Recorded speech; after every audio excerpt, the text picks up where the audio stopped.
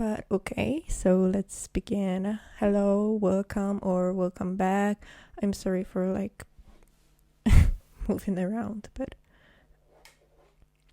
this is just the way I live. But okay, so as you can probably tell, today we will be talking about Drive to Survive. Yay!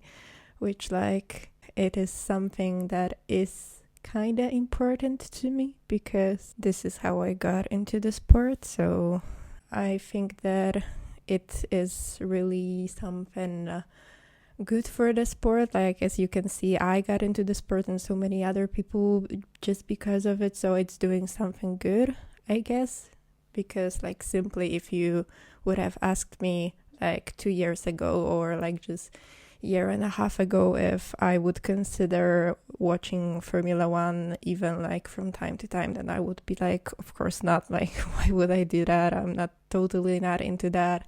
It's not my cup of tea. I don't like cars. I don't I don't know, all these technical stuff and all of that. So it's not something for me, but just because of it, I ended up being a fan, and I feel like I will forever be grateful for that if I didn't have an opportunity to watch it, then I would probably never think of just turning on TV and watching a Formula One race. So I have to be grateful for it.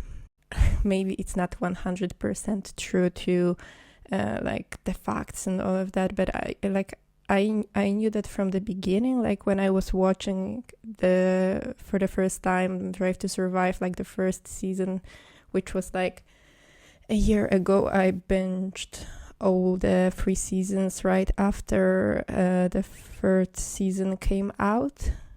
And I even was talking to my parents, to my dad, because he was really surprised that I was watching this series and that it interested me, because I'm not the person that is really into motorization and all of that. And I told him that I don't think that I will become a Formula One fan and I'll be watching all the races and all of that. When I was watching the first or the second season of Drive to Survive, I said to him that it is really fun watching Drive to Survive because of the drama and all of that, but it feels really made up. Even I knowing nothing about the sport, I knew that it probably isn't 100% true, and all of this is just really made bigger than what it really is. So I said to him that I don't know, the races themselves probably won't be as interesting because they are not that dramatic Drive to Survive is. The show itself, really, I found it really interesting and really captivating. I just couldn't stop watching episode after episode. So yeah, I was really into it. And I thought you can get a Netflix crew and throw it into any other sport, not even into motor racing, but just in general, and let them, create some drama and talk to people, and they probably could make any sport really interesting. But then, watching the third season, I think it was I was getting more and more into it, and looking at social media of Formula One and all of the pages of fans and all of that, and I really was getting more and more into the whole community and the history of Formula One and racing and all of that. And I thought that, I'm really becoming quite invested in that and interested in how the 2021 season was going to fold up, what is going to happen. So I decided to start watching. And then before the opener, I was really fully invested, and so I started watching it. And then here I am being a full-on Formula One fan a year after. Just Formula One has become such an important part of my life. It's literally changed everything. Maybe not everything, but what I want to do, how I spend my weekends, obviously. And it is very, very important to me. So just because Drive to Survive has started it all. It has been like an important aspect of Formula One for me. I've always been into it, and like glad that it is happening, that we can relive this season through just this couple of episodes on Netflix. So the 4th season came out like 2 days ago. I finished it yesterday, and I was really hyped for it, you know, like pretty much as everybody in the everybody, not everybody, but like most of people, or like everybody who likes it and watches it. So because, you know, so many things happened in this Formula One season, like it was just like everything was handed to Netflix on a golden platter. You know, it was just like a recipe for a really, really great season of Drive to Survive. Like everything was there. They literally could just talk to people, record everything, and then post it on Netflix. And here it is, like a really entertaining season of Drive to Survive. But somehow I thought it was the most boring season. I don't know. I thought that I was just, you know, having my expectations maybe too high for it, and then maybe I was being a little too harsh and all of that. So I went on Twitter, as one does, to see if they are wrong or right. And I've seen a lot of people talking about it and also saying that they are quite disappointed. So I thought that, you know, this probably isn't just a me thing, but just in general. So yeah, so today I wanted to talk about like everything that is good and everything that is bad about Drive to Survive. I think that my perspective is also like kind of interesting because I can portray both sides of Drive to Survive watchers. So yeah, also I really wish that I had made some notes while watching it. Like halfway through I thought that maybe I would like to talk about it, because I thought before it came out that there would really be not much to talk about because it would be just good. I made some notes though on what I would like to talk about. So I wanted to start with what I think is good about it, because, you know, I don't want to really start with the negativity. So starting up, I have that showing drivers life outside of the track is a good aspect of Drive to Survive. Like, to me, it's one of the more important things, because, you know, we don't, like, I mean, we do see some drivers' life outside the track, like what they show on social media. We have like McLaren Unboxed, and other teams also have like videos of like behind the scenes of a race weekend and all of that. But Drive to Survive really just shows you like how they spend time with their family, with their girlfriends, and sometimes like Lando playing golf. I mean, Christian riding horses. I think that it is really fun. I also really like, you know, just seeing, for example, how Toto told George about him going to Mercedes. Like, it was really interesting to see, seeing how the drivers are anxious about races and their future, and they are just talking to their friends and family, and sometimes, you know, the team principals talk to the drivers, and how this whole dynamic works. I think it was really interesting, and like with Gunther and the whole episode for Haas, it was really interesting. Like, just seeing this behind the scenes is just what Drive to Survive is all about, in my opinion. Like, it just shows you everything that you do not see regularly. So really, it's just the, you know, the behind the scenes of it all that makes it really worth watching.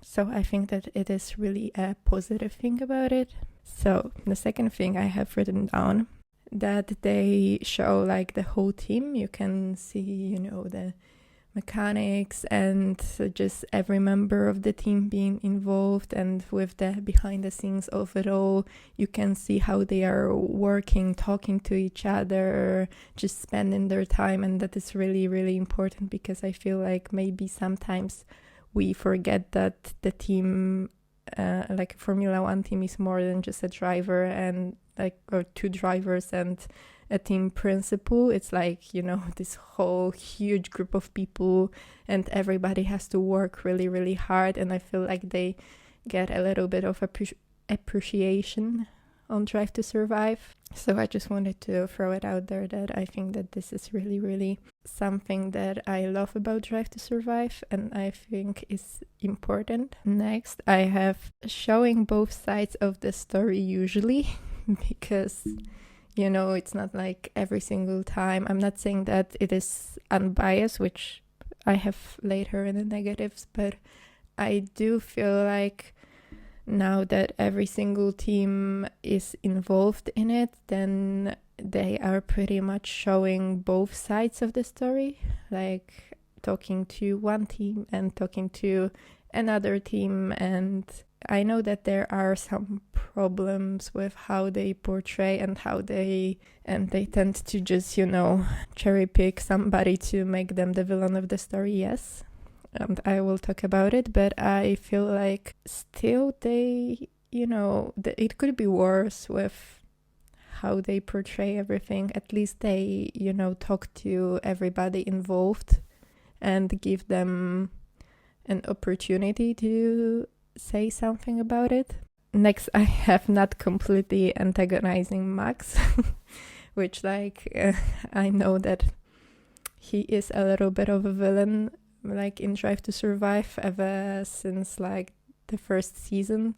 But this season, he said he's not going to engage in that. He's not going to give interviews to Drive to Survive, which is fine. It is his choice. It's completely up to him. I don't have an opinion really on that, because I see why he wouldn't want to be a part of Drive to Survive after all those seasons when they did him dirty like that. I don't think that it was particularly good or bad that he did not interview for them. They still managed to just pull the bits from interviews on the paddock and made it seem like he was part of Drive to Survive. And I feel like they could have gone all in and saying oh, Max is such a horrible driver, he keeps driving into people, and making a complete villain out of him. I know that Lewis was made to be a little bit he is this angel, and he says that he does not have a history of crashing into people.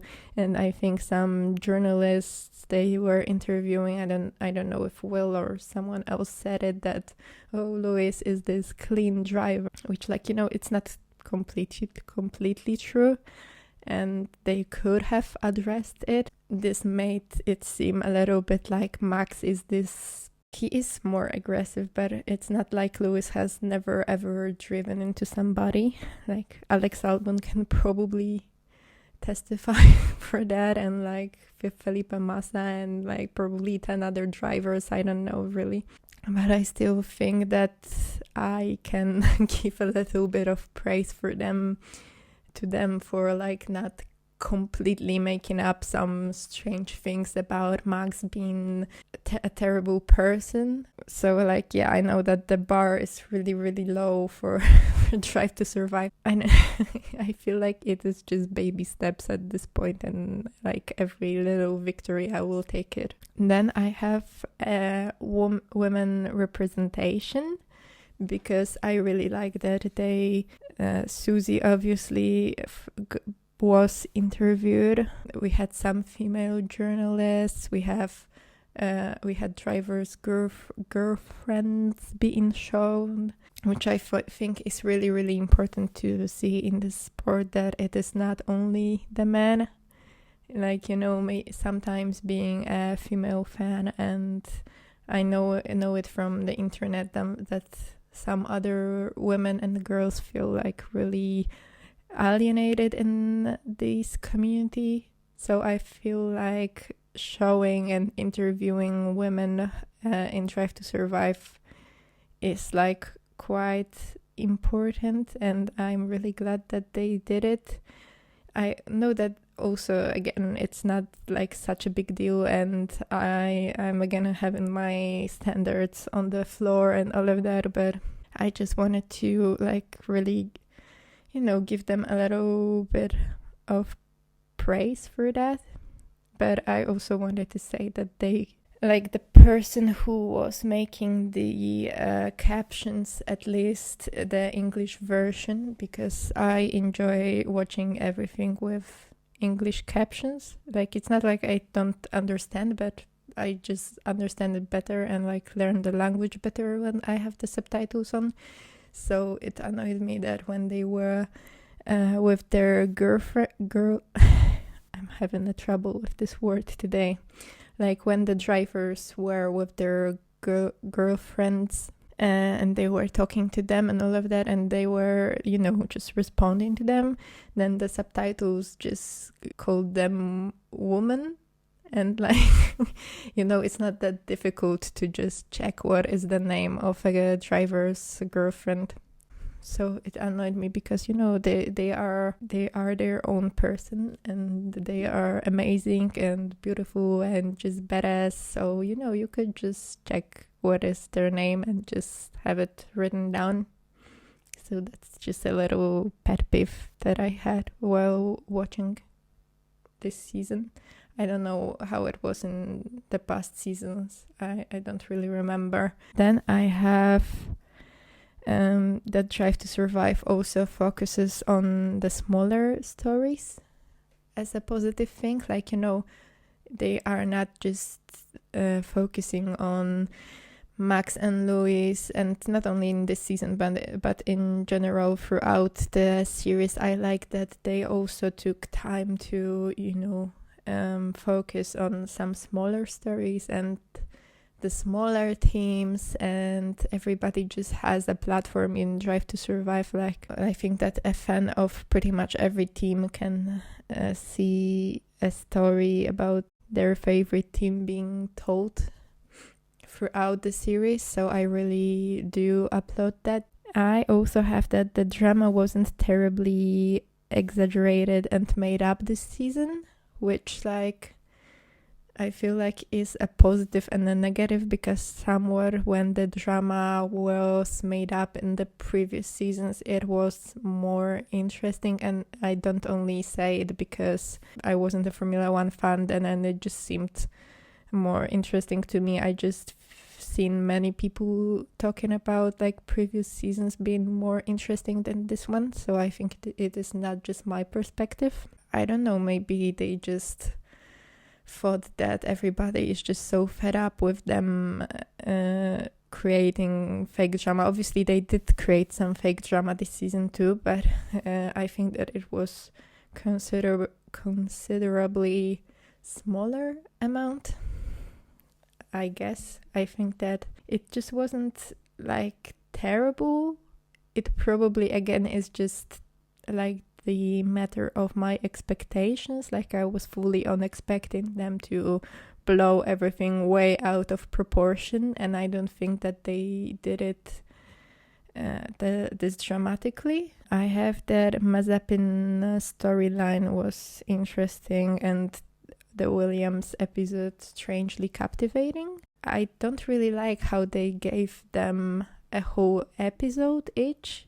Like I have this further on, but at the same time they were like the better episodes of this season. This is like really surprised me, because like, getting a 40-minute episode about Williams struggling and Haas struggling, it is just seems really weird. Like not weird because it happened before, but I thought that it was not necessary. Not like it wasn't interesting, but how can you talk about it for so long? But then like seeing behind the scenes of what was happening with Haas and Mazepin and his father, and all the drama that they caused in Haas, it was like it made me glad that they are no longer the part of the sport, really. Like, I felt sorry for the team and even for Gunther. And like, Gunther was for me the star of the season again. Like, he was so funny to me, and like even the little bits of him talking to other people in the paddock and just joking around, I thought it was so funny. And him trying to put Nikita in his place was like golden. And also saying like, this is why people hate you. Like, I was like, oh my god. And at the same time, I don't think that he was really, they showed everything that he said and all these bad things, but then did not come for him the way they have in the past with some people. And it really just surprised me. Like, because Nikita and his father really were the villains in many, many stories in the paddock. But it was really interesting to me, like, seeing how much shit was going down in Haas, like how much drama Nikita and his father were starting. Like, it was just crazy to me to think like they would threaten the team, they would threaten Gunther. I really, really thought that it was one of the better parts of the season.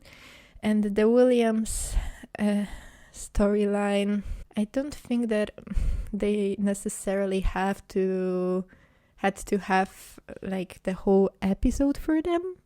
I think that it is too much, because not that much happened for them in 2021. I mean, yes, the points and like the George story of him possibly going to Mercedes or not, but was it really that sufficient to just throw it into a whole episode? I don't know. I enjoyed it because it showed like the team as a whole again, like not only the drivers but also everybody in the team just being, just how motivated they were to score points and all of that. That was really nice, but I feel like they probably could have fitted it in half episode, or like with the amount of time they spent on other teams and some other problems.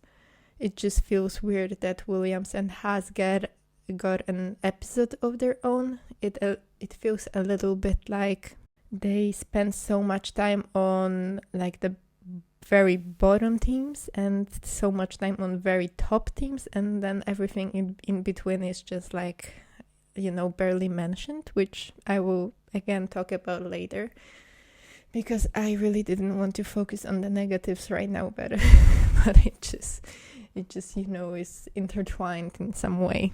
Okay, now moving on to what I thought was bad about Drive to Survive, and especially this season. I have it written down too, and it is longer than the first one. So starting with the little mistakes that they made, like it is not the biggest thing ever, but it just really annoyed me so much. I cannot even express I can't even express how much it annoyed me when they would show like a race, the start of the race, obviously, because they had to show the start of every race for some reason. Like, okay, it's fine. And they show you cars on the grid. They show you the top two, because mainly it was when they were focusing on Lewis and Max, and they are on the medium tires. The lights go out, you have the first few corners, and then they cut to like Lewis on board, for example, and some radio message, and he's, for example, on hard tires all of the sudden. And I was like, what the hell? How did it happen? Like, a few corners ago he was on the mediums, and now he's on the hards according to Drive to Survive. Like, sure, this is how it happens. Like, the tires annoyed me so much because it happened so often. And I was just like, it is obviously it is the very beginning of the race, and they don't show you pit stops or anything like that because it is like the first few laps, and then you just show them on the hard tires. It is just doesn't make sense because they start at the very top. There is no way they started on the hards, and you showed them not starting on the hards but on the mediums or on the softs, and then you cut to them being on a completely different compound, like nothing happened. I know that it is so minor, like I feel weird being so annoyed about it, but it is just really so. Why would you do that? Why wouldn't you just... And if you... I didn't see like they were taking radio messages. They probably were from like further from the race, but even if they were taking radio messages from like the first laps, they for some reason would put the onboard from farther through the race when they were on different tires and all of that. And it just annoyed me so much because why would you do that? You have access to like every second of the race, of every second probably of every onboard of this race, and you choose to pick one that doesn't match the timeline at all. Why? Why? I don't know. I feel like sometimes they just people who work on Drive to Survive don't know much about Formula One, because it just if they knew anything, if they knew how it works, they would see that it doesn't work the way they portray it like during the races, but somehow they just think it's okay and they just release it the way it is with this little like mistakes. I don't know if they are mistakes because they are probably very purposefully chosen, like the clips that they choose, but it just annoyed me. And like having the radio messages of not matching the timeline but also not matching the driver.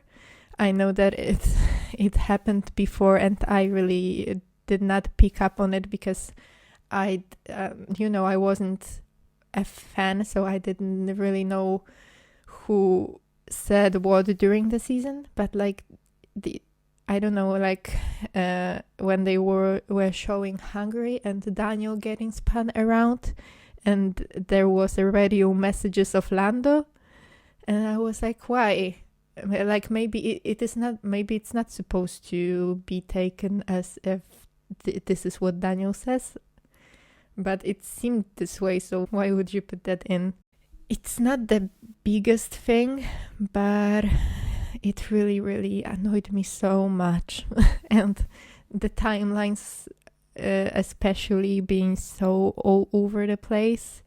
I think I had this somewhere in there, but like, they are showing you the quali and they make it seem like Lewis is doing a lap and he's on provisional pole, and then Max is in the garage just chilling and waiting for him, and then they are like, Lewis is on provisional pole, so he's putting his helmet on, and so yeah, let's go. Like, it's not how it works most of the time. Maybe there was like a situation like this somewhere in this season, like this really happened, but most of the time it's not like that. He's already on the track and getting ready to start his lap. It's not like they have all the time in the world to just wait for one person for your rival to do their lap, and then you can just get out on the track and do your lap. Or like, they show you the midfield being like, you're P3, you're P6. Driving into, like, crossing the line when the lights are already red because the session is over, like the time is over, and then they show you Lewis and Max still fighting for the pole and like the session not being stopped yet. it just annoys me because why wouldn't you just make the timeline make sense? And it just really annoyed me in this way. Then we have, I guess, feeding the viewers the informations that are absolutely basic and repeating it over and over. And I'm not super critical about it, because when I was watching just as a normal fan and not a Formula One fan, it was somewhat useful that they would tell me, explain to me everything that happened, because I had no idea how it works and what some things mean and all of that. But still, I feel like some things, they don't really need to be explained that much. Like, there's this meme of Will Buxton being like, the thing about Formula One is, if you finish first, you win the race. And like, it very much feels sometimes like that. Like, I think that even if somebody doesn't watch Formula One, they still know some basic things. You don't need to tell them, and if you have already explained it once, you don't need to like repeat it 3 times over and over again. Like, we remember, we understand, I guess. And if somebody doesn't, then they probably could just take a second and Google it.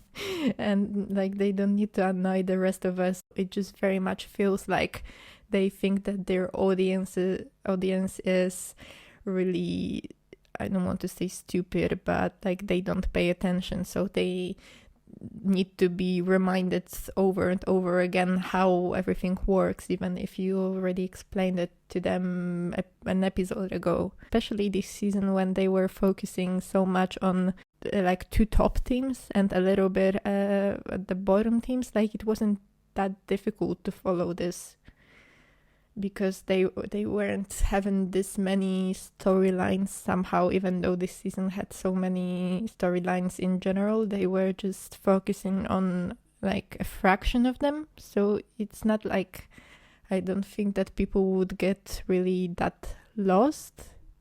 Yeah, like, I don't know, I don't think that it needed as much explanation as they were given.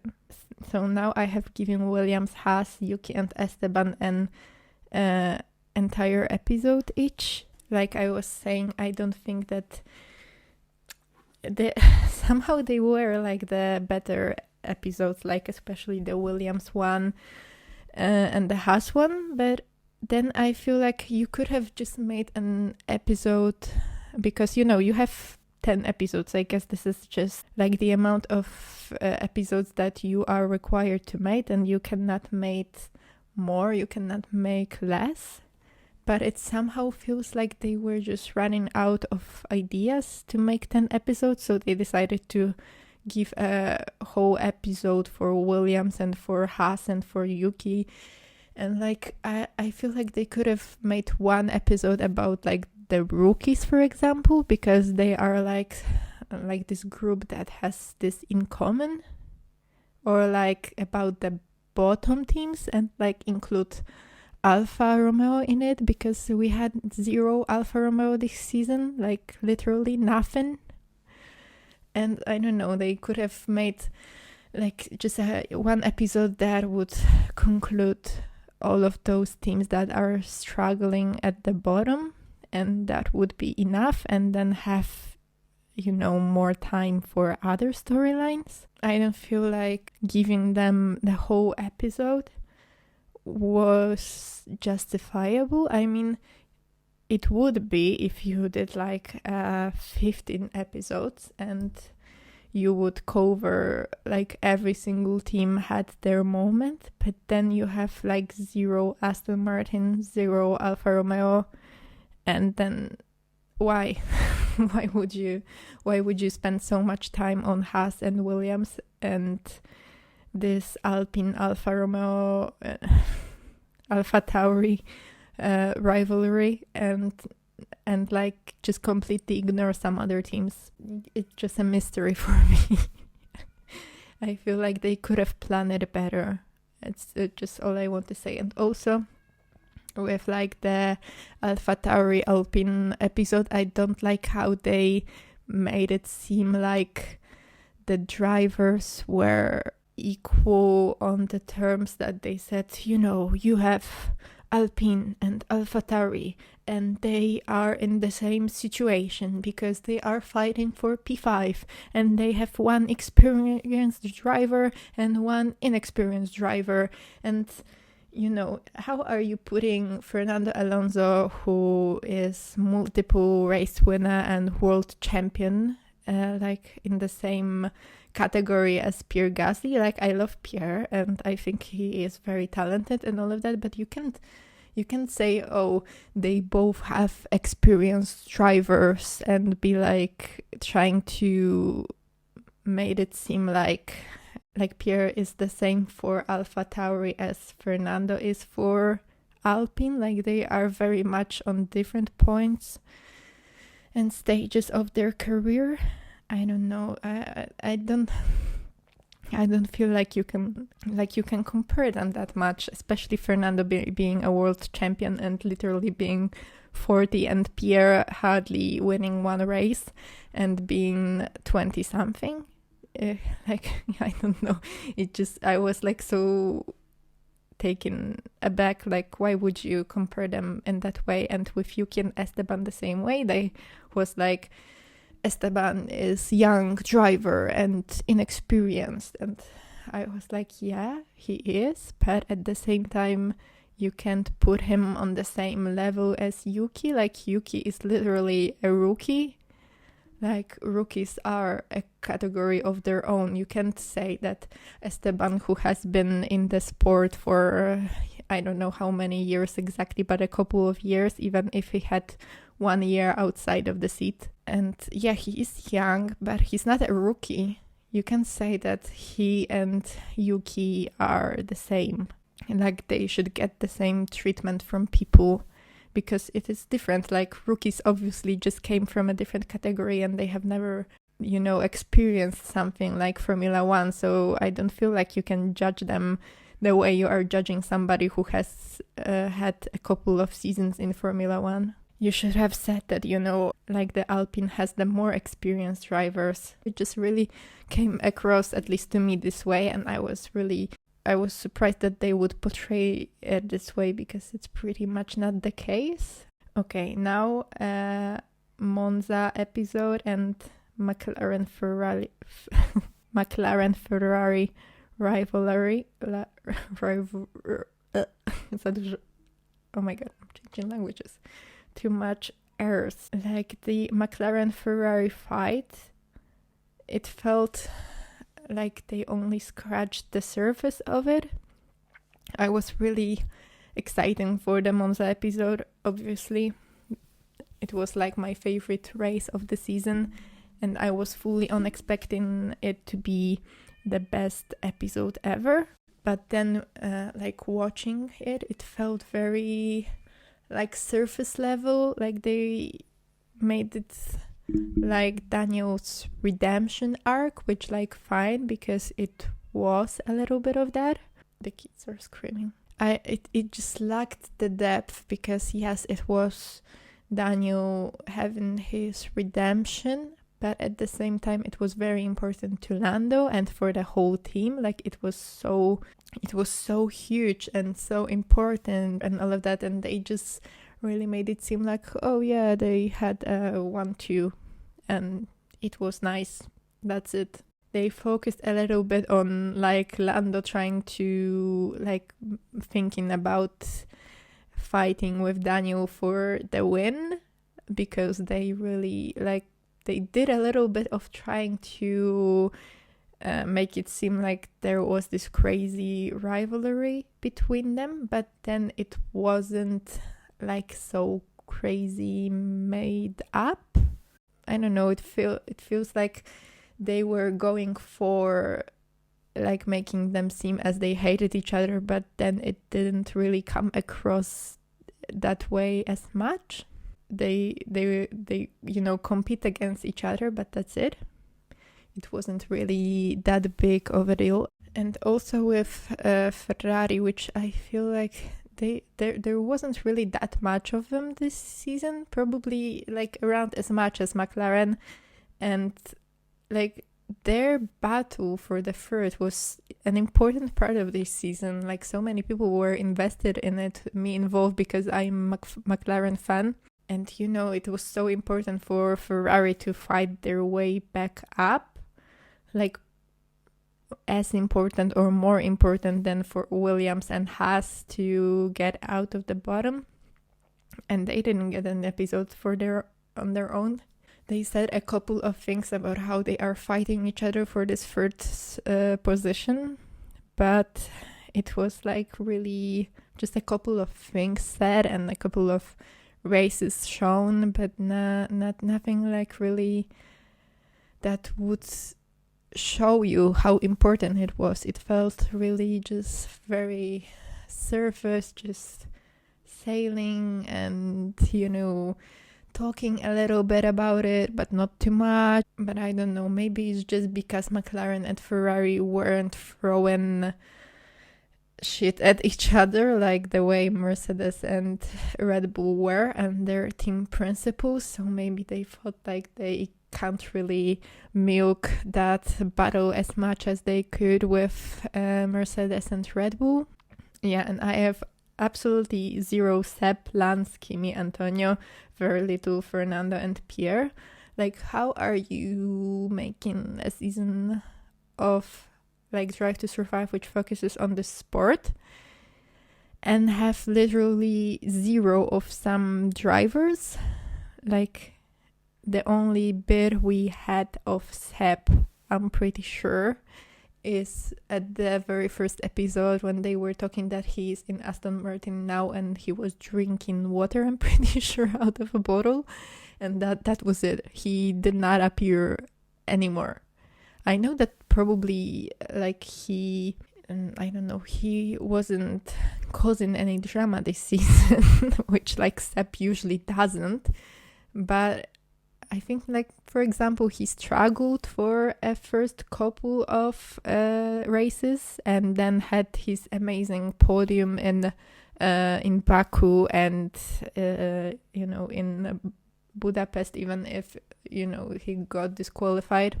But there were so many drivers that struggled at the beginning, like also Checo. Daniel struggled throughout the whole season, but, they could have made at least a segment, even if not an episode, of just people who were struggling and showing how they make their way up. Like, I think that it would be a good storyline, and they just didn't use it for some reason, and decided they are not going to show Seb. Like, I don't know, maybe Seb does not fit their agenda that well, because he's just a good guy, so they really had no use of him, I guess. I don't know. But also, like, they weren't showing Lance in general, zero Aston Martin, or even when they were showing like Baku, they did not show Lance, his tire blowing up. Literally zero attention came Aston Martin's way, and same with Alfa Romeo. And they literally, like, they have 2 new drivers this season, and there was this whole storyline of who is going to get the last available seat in Formula One for so many weeks and months, and it was such a huge story in the paddock, and they just did not talk about it at all. They made it seem like, I don't know, like Alfa Romeo wasn't there and Kimi wasn't there, even though it was his last season in Formula One, and he was such an amazing driver and such a personality and such a loved person, with fans and throughout in the paddock and all of that, and they just said zero, nothing, not even one sentence about him. And like we hardly had any anything said by Fernando and Pierre. Every team has a story that is worth telling. I feel like when you just completely ignore their existence throughout the whole season, it's like that they were there. I know that they probably did not have that much drama and excitement around them, but they still are part of the sport. I just feel sorry for them because they probably spend so much time giving these interviews and like having cameras thrown in their faces, and then they don't even get like a minute of airtime. I know that they get paid for it, and it's not like they did not sign up for any of that. But then if I were like spending my time answering questions, being recorded, and just sacrificing my free time, I would want to know that I am doing this for like some reason, like this would actually be used, that I'm not wasting my time just sitting there. Because I'm pretty sure it's not like they did not show them because they did not interview them. They just chose to not use their input in this season for some reason. Moving on, because I still have so many. Oh my god. Oh yeah, making Christian and Toto the main characters. Which, like, so many people have been talking about how Christian is unbearable this season and is just so obsessed with Mercedes and all of that, which is true. Like, I did not, like, every time he spoke, I wasn't like hating and being like, oh, stop talking and all of that. But I was a little bit like tired with him throughout this season. And I feel like with not having Max interviewing for Netflix, they had to make something up, like make up for it with having Toto and Christian being like the main characters and just having them going back and forth with each other. Like maybe if Max was interviewing, then they would focus more on him and Luis and just their dynamic, but with him not being there, they probably just thought, we can just focus on the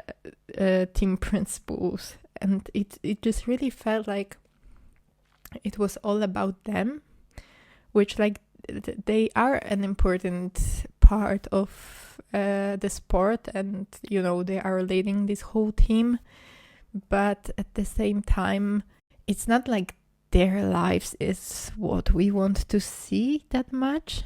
Like, sure, it is interesting what they do in their free time, like with their family, but at the same time, they are giving them so much time, and then they are giving zero time to, like I said, some other drivers and some other teams.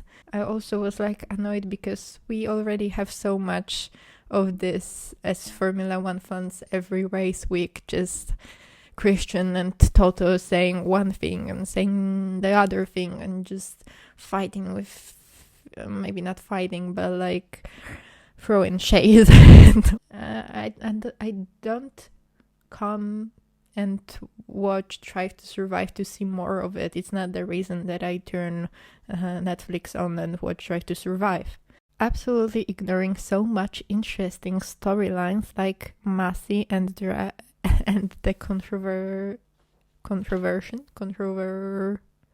I don't know. Like, I feel like there was so much just gold this season. It was just lying on the floor and being like, please Netflix, pick me up, make content out of me. Or like, like a milk cow and like milk me, make great season out of me. And they were just like completely ignoring half of the things that happened this season. And particularly I feel like they could have talked about like this whole drama with Michael Massey, and like the only thing that they mentioned it a little bit in the last episode with the safety car in Abu Dhabi, and like they said it was not necessarily what the rules said, that only few cars could unlap themselves. It was unusual, but they didn't really address it. And I think that maybe they have it in their contract that they cannot say like bad things about the FIA and like the officials. Maybe like they are physically not allowed to like address it, because either they have it in the contract with Formula One, or they maybe are afraid that if they would address it properly, then they maybe would not get allowed anymore. Like maybe if they upset the FIA, then they maybe FIA would say that they are not allowing them anymore to make Drive to Survive or something like that. Maybe that's the reason why they didn't do it. But I feel like it would have been like an amazing episode if they addressed it.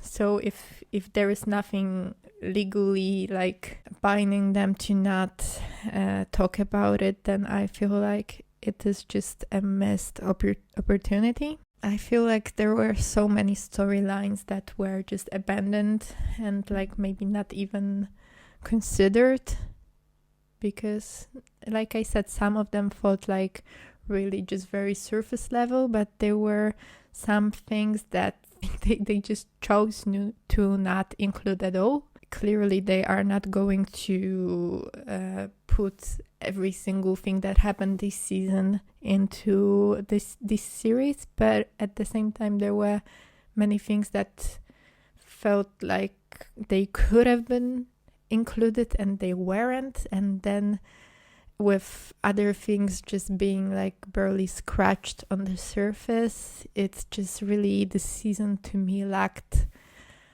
like the depth. Yeah, somehow managing to create the most boring season so far after such a dramatic Formula One season. It almost feels like they do the most exciting seasons, and when they have to create the storylines and the drama, like when they have to put their creativity and just make things up, then it is interesting. But when they just have to interpret the drama that is already there and they don't need to add anything to it to be entertaining, then it just is like they don't know what to do. Like they just get lost because they've never been in this situation when they don't need to purposefully make things up.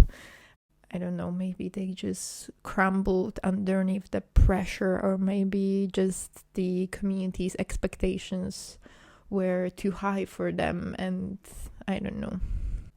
It still feels unfair and biased because, I spoke about how I think that they did show like mostly both sides of the story, but like as I said with Lewis, for example, like he was saying, oh, I am a very fair driver, and then they did not confront it with the facts. It's not like they had to make it up or anything like that. They just had to like look through the Formula One history throughout the years and Lewis' career, and like for people who do not know about those things, it probably will seem like Lewis is the victim of this situation. Like Max is the one who makes him bail out of battles, and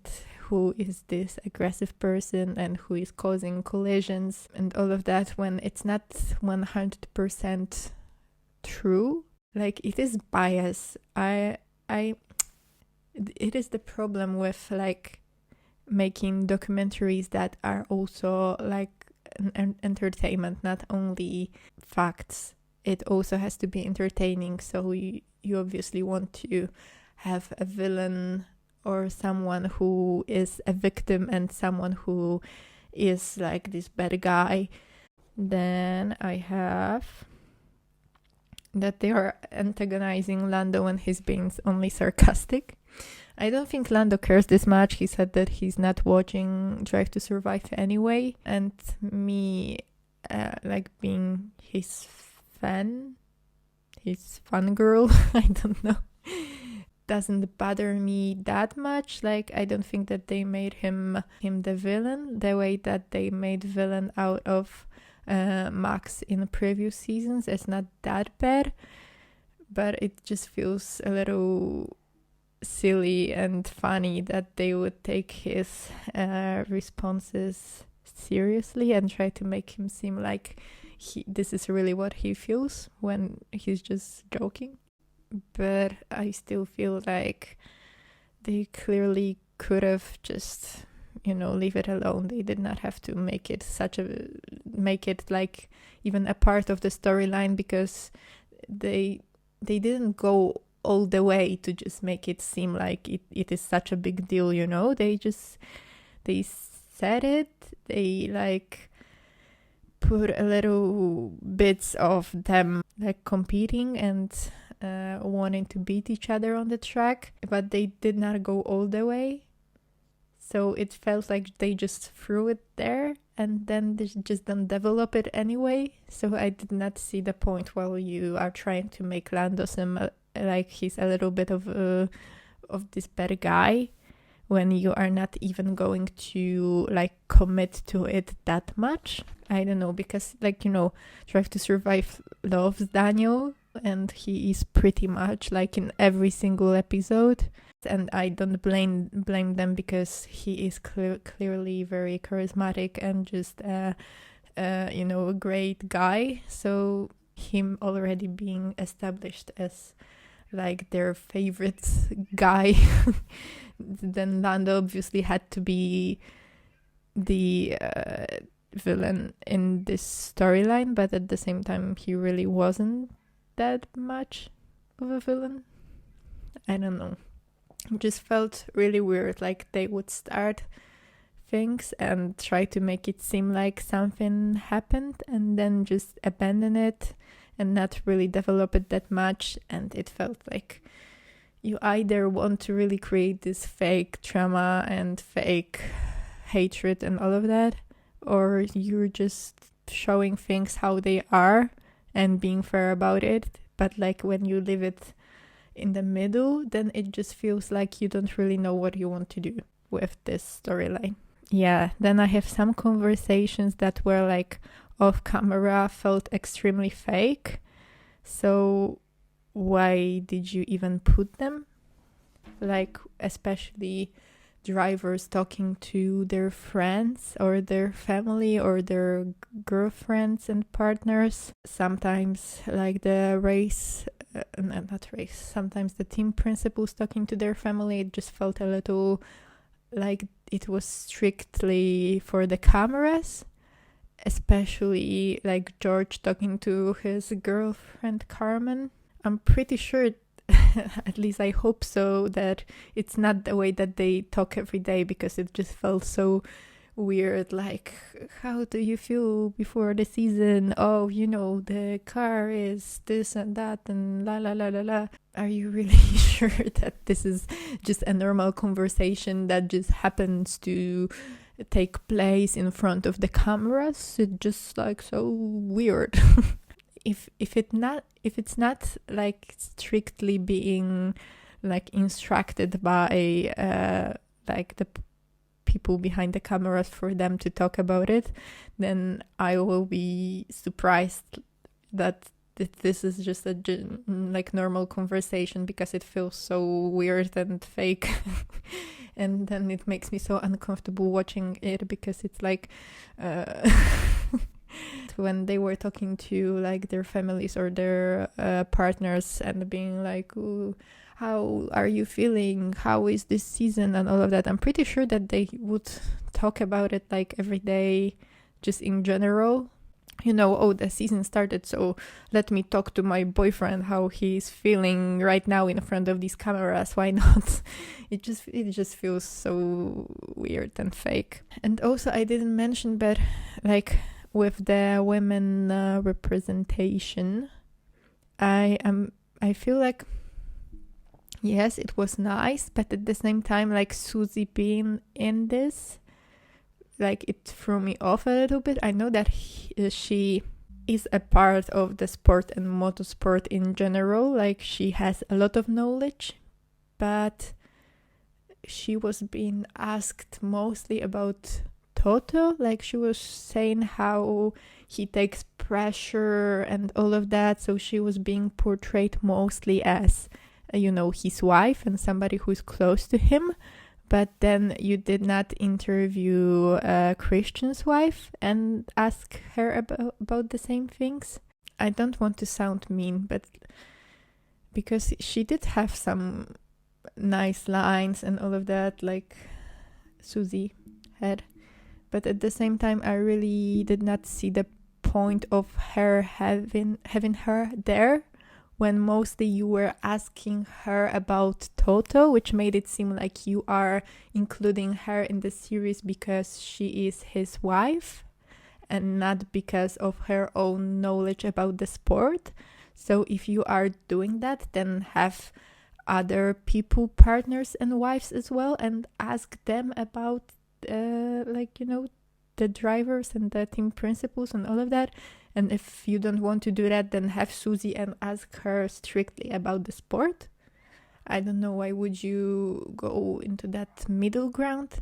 And like it just made me feel like they were favoring Toto a little bit, because he was the only one who got to have their partner talk about them. Then the last thing, why not make the episodes longer and make them feel like they are of any substance? Because, for example, the Monza episode was only like half an hour, which like most episodes were like 40 something minutes. And I guess that they have it like stated that they are making 10 episodes each season and they cannot change that no matter what happens. So I guess I can't like really demand for them to make more episodes.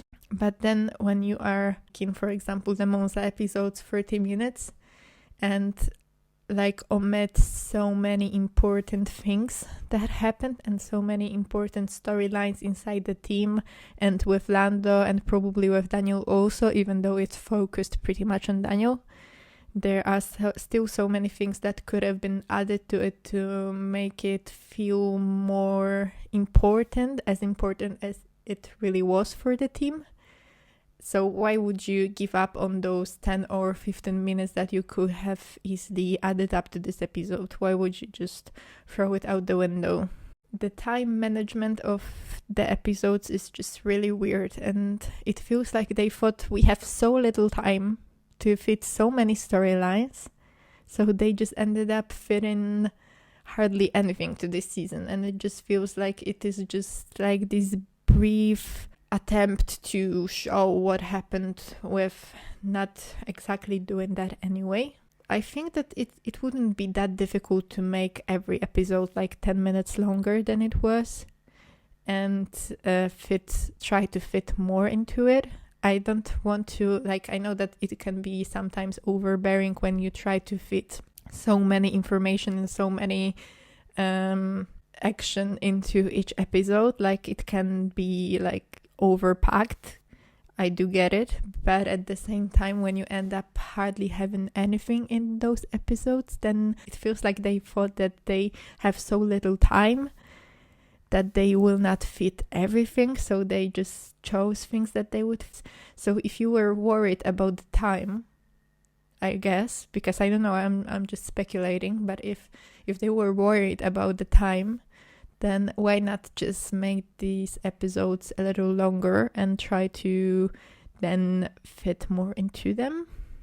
I don't know, maybe there is a maximum time for an episode, but I'm pretty sure that some of them were 50 minutes, some of them were 40 minutes, like Monza was half an hour and all of that. So I'm pretty sure that you could have added a couple of minutes or 10 minutes or 15 minutes to them. And then have, after all, a lot more stories fitted into those episodes. This is all from the notes I have. Wonder what is the perspective of somebody who knows nothing about this season, wasn't following at all, because probably they would enjoy it more. But I'm trying to think if this season happened last season and I was watching it as somebody who does not watch Formula One, would I be as captivated to start watching as I was after those 3 seasons last year? I'm not really so sure. But I feel like from a fan perspective and from a perspective of somebody who watches a lot of, series and a lot of documentaries, I'm not an expert like by any means, but I have many hours of watched series that are a little bit similar to Drive to Survive. So in my head, I can compare it a little bit, probably like many other people, and like form an opinion based on that.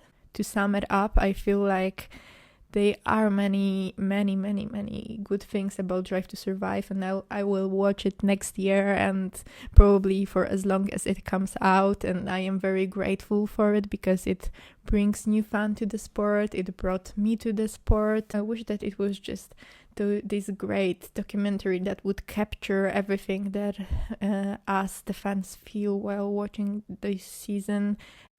Like it has to follow some rules, which it doesn't. It just does whatever it wants. It also has so many like mistakes and trouble with being coherent and just accurate. So I feel like they probably could use somebody who knows the sport. Like, you are so powerful, like Netflix is so powerful that they for sure can just have an advisor that would be like overlooking the whole project and telling them like, hey, this is probably not very accurate, or you made a mistake here and the fans are not going to like it, or this radio message doesn't fit here. I know that they are making this to make the drama bigger than it is and all of that. So I feel like maybe they do have like an advisor that has something to do with Formula One and tells them what they are doing wrong, but at the same time, like if they do, then they are not doing a good job. But saying all that and being so negative about everything, like, being a Formula fan, it is a principle that you cannot be too happy about Drive to Survive. You always have to have some negatives to say about it. I am a proud DTS fan. I'm not going to hide from people that this is how I got into the sport. I don't see the point in trying to be like, this is like trying to hide the fact that I did come from DTS, and I don't think that this is a terrible thing and I should be ashamed of it, or anybody should be ashamed of it. I don't think that enjoying Drive to Survive is something to be ashamed of as well. It's just, it is made to be enjoyed, like, that's it. It is entertainment. You don't need to make such a big deal out of it. But as a fan, I feel like I would want more from it, and for it to be like, this masterpiece, so everybody who watches it can feel what I feel when I'm watching the races, and get how important this is for many people. So yeah, I don't know. Hire me, Netflix. I will be your advisor on what you should do with Drive to Survive. It has to end somewhere, so let me say that I am very grateful for everybody who decided to watch me rant about Drive to Survive, and I don't know, let me know, what do you think about it? Do you feel the same about some of the things that I talked about, or maybe you think that I'm being over dramatic and over critical, or maybe I'm not being critical enough? And I don't know, I'll see you in some next video. I don't know when or where, after I dig myself up from all the uni stuff and like all my studying and stuff. I'm really happy for the 2022 season to start. I can't wait for the first race and first quali, which will be like super crazy. And I think that all the cars look simply great. And I don't know, I'm just really, really happy and really positive. It just, the spring is coming, the Formula One season is starting, and you just feel like you have so many reasons to wake up every day. I hope that this season will be very exciting for us all, and yeah, I guess I will see you somewhere, someone, in anytime, anywhere, I don't know. But goodbye.